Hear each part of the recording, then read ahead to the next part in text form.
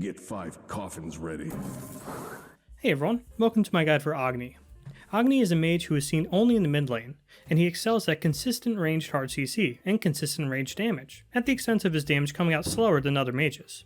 Still though, he's a great god for beginners with his fast dash and great wave clear, with simple and difficult combos alike all rolled into one character.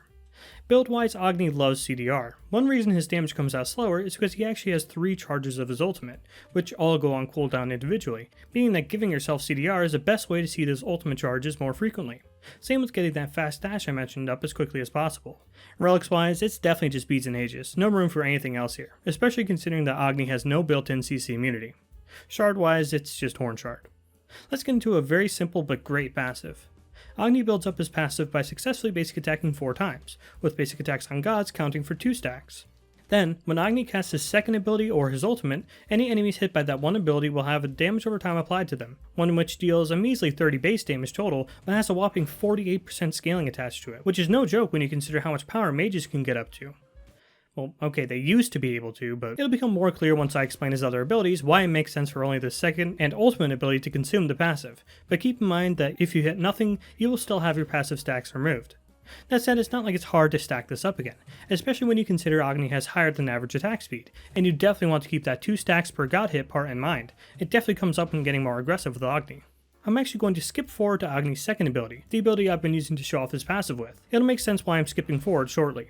Agni shoots forward a wide and long wave of flames which will damage all enemies it hits as it travels. And it can go over walls, although it's too short to go over most walls in the game. And as I mentioned earlier, it applies Agni's passive if he's at max passive stacks. The flame then persists for 1 second afterward, which obviously has very little use on its own, so you can forget about that part till we talk about his first ability.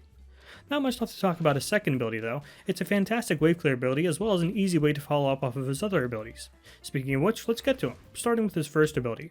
Agni lays down a circle AoE which will deal very small damage over time, this AoE lasting for up to 10 seconds.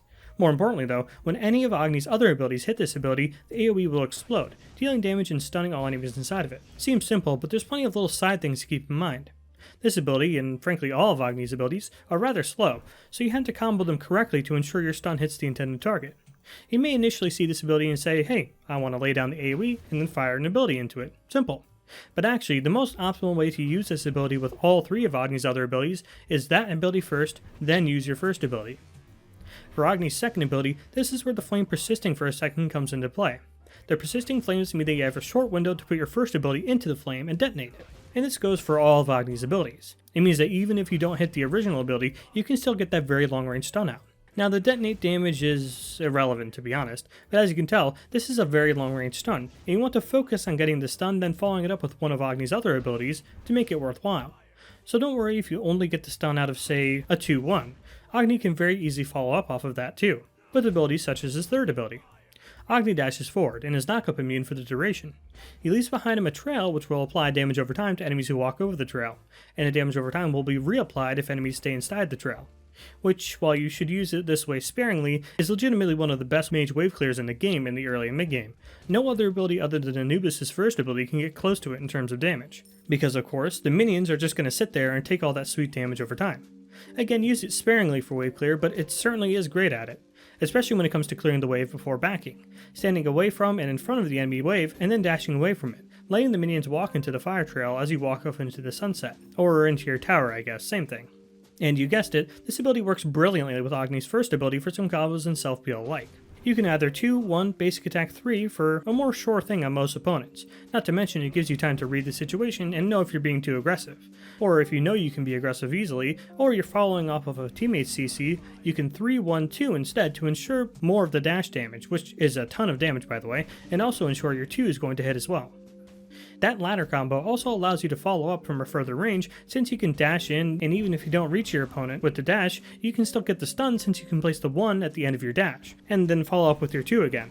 Then the same idea goes for when you're peeling for yourself. 3, turn around, 1. The same mechanic of putting your 1 on the tip of your dash works here too. Dash away, then when the enemy uses their movement ability to catch back up to you, you catch them with the late stun as you walk away from your dash trail.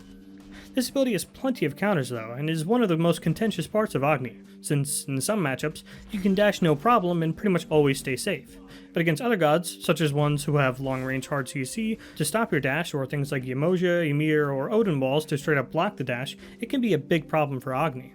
The hard CC can be a problem against gods like Nox or Poseidon too, since Agni has a very obvious range he likes to sit at, just outside range for his 2-1 combo, and his ultimate's range for that matter too. So if gods can easily apply hard CC that can reach that far, Agni can't play how he wants to play while reliably having the option to dash away. So this is why, even when Agni is very prominent in the meta, he's almost picked later on in the draft, at least pick 7 or 8, if not the very last god, to ensure he doesn't get against a tank who can block his dash, or a mage or assassin who can easily punish him with hard CC if he ever tries to go for some aggression.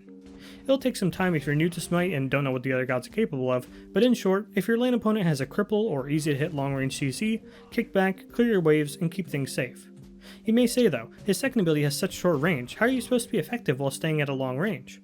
That's where Agni's ultimate comes into play. Agni stands in place and fires down a meteor, this meteor dealing damage in a large circle AoE after a short delay. Agni has 3 charges of this ultimate, each charge having its own individual cooldown starting at 18 seconds apiece. And when you put a level into the ultimate at level 5, you will immediately have access to 1 meteor, and then each meteor cools down 1 at a time, so you can't just spam all 3 out and then have them all come back in 18 seconds, that'd be broken. 2 very important things to take away here, the delay on the meteors, and the fact that Agni stands still during casting. First off, that delay does work in Agni's favor in a way, since, you guessed it, it makes it easy for him to place his 1 underneath the meteor as it's coming down for a very long range stun. And given that delay, that means you almost never want to use this ability raw, as in without incorporating that stun in some way, whether that be 2-1 or 4-1 to set up with one of your meteors. But when you do get that stun or have a teammate who can follow up off of it, it's basically like World War II all over again with the amount of bombs being dropped. In case you didn't notice, individual meteors don't do much damage, in fact it's less than your second ability, so these meteors really do act like just any other ability. It's not really an ultimate per se. And that's something you'll have to get used to with Agni if you're used to gods like Poseidon or Kukulkan who have big bombastic ultimates that you need to save for the right time. Agni's meteors are sometimes the only way he can perform damage at long range. And even if there's no chance you can kill someone with a meteor, you still want to throw it out there as a poke a lot of the time, as well as use it for wave clear if you want to get aggressive with your second ability. Back to those weaknesses though. Agni standing in place as he fires the meteors has been a thorn in his side for all his 11 years in SMITE. Once again, you need to know if enemies can use long range hard CC or damage on you, because no matter how fast your fingers are to try to get that stun out, if they're well studied on Agni, they'll be able to snag you with either long range damage or long range CC while you're standing there to cast the meteor. Luckily, Agni keys his beads while casting this ability, but again, this takes a lot of situational awareness and a level head to beads at the right time while casting the ultimate. Or I guess level heads in Agni's case. Despite the amount of time stood still though, in situations where you need, or should I say can, obliterate someone, spamming down 3 meteors on a CC target is absolutely an option too. 3 meteors plus his passive is far more damage than any other mage ultimate in the game, but obviously the opportunity to use them all together on the same target is few and far between given how slow the 3 meteors back to back is, not to mention again you're stood still the entire time. Using all 3 to secure objectives like Gold, Fury, and Fire Giant come to mind too, but again this is still slower than say just using a Kukulkan or Poseidon ultimate, so it's not always a sure thing. Generally in fights, ult, stun, ult is the best you're going to get on your own, but always be on the lookout for your teammates' CC and try to play off them as much as you play off your own hard CC. Just don't get too trigger happy with these meteors as, for the final time, standing still as a mage is bad news. So use it plenty in the early and mid game, but slowly start to hold them in reserve for moments when you can use it either to safely poke or peel through your team, or to dump the meteors onto targets your team has CC'd for you. Speaking of dumping meteors on someone, some combos with Agni. 2-1 basic attacks to get your passive back up. 2-1-3 basic attacks. 3-1-2 basic attacks when they lack hard CC to punish you. When following up with a teammate's CC, 1-3-2. Ult 1, ult 2. Ult 1-3-2. Ult 1, ult ult, and try to adjust yourself between meteors for maximum range. For really leveling your 2 is the safest bet at level 1, but if you trust your teammates to keep the buff camps on top of your 3 definitely does more damage. Then your 3 at level 2, and your 1 at level 3. From there you max your 2, your 3, then your 1, leveling the ultimate whenever you can. Agni is a lot like Poseidon where, despite their age and almost having no major changes to the functionality of their kit, they still manage to be very relevant.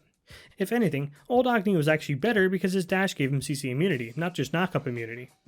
That leads into the big issue with Agni. He's easily the safest and most versatile mage in the game, until all of a sudden, he isn't.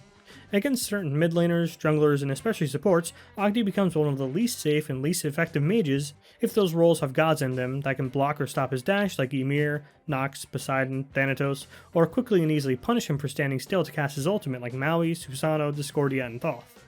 That said though, simply pick Agni later into a draft when you're clear of most of those gods, and Agni can do literally anything any other mage in the game can do. I mean, except like heal people obviously, but I digress. He's got long range damage and CC with decent burst, and if the dash can't be stopped, it's one of the best mage movement abilities in the game. And plus, he's almost impossible to siege into thanks to those meteors. He seriously has some of the most annoying and effective zone control in the game. So, Agni is a great god to learn the mid lane on. Just don't put all of your eggs into the Agni basket, because sooner or later, you're going to get Discordia 2'd as soon as you try to ult someone in the fight, and then get Ymir walled as you try to dash out, and then Discordia is going to ult you, and can you tell I got rolled in a ranked game before recording this? I'm just going to stop. That's all I have on Agni for now. Thanks for watching.